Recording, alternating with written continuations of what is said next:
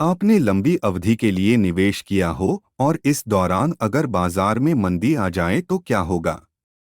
SIP के माध्यम से म्यूचुअल फंड में लंबी अवधि का निवेश करने वाले निवेशकों को हर समय यह फिक्र होती रहती है कि इस दौरान अगर बाजार गिरने लगा तो क्या होगा।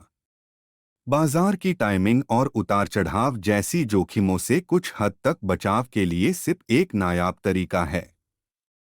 आप रूपी कॉस्ट एवरेजिंग से बाजार के उतार चढ़ाव से बच सकते हैं। इसके लिए म्यूचुअल फंड में नियमित निवेश सिप के माध्यम से करना होता है।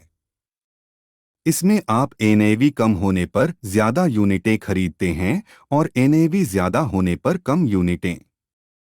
इस दौरान अगर एनएवी ऊपर और नीचे दोनों ओर को चलती है तो लंबी अवधि में आपका प्रति यूनिट औसत मूल्य कम होता है।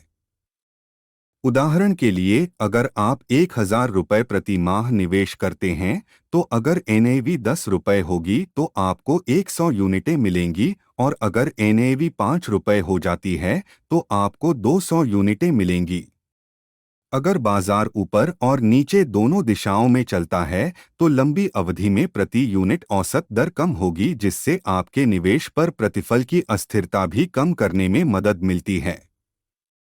अगर आप एक मुश्त रकम निवेश करते हैं तो निवेश के पूरे समय में यूनिटों की संख्या बदलेगी नहीं, लेकिन निवेश का मूल्य बाजार के उतार के साथ नीचे गिर सकता है।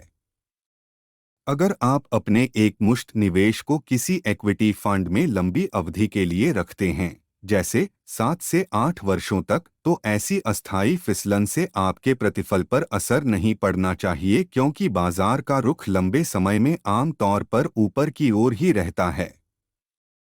ज्यादा संभावना इसी बात की है कि आपने जिस एनएवी से निवेश शुरू किया था, आखिर में आपको उससे कहीं ज्यादा एनएवी मिले।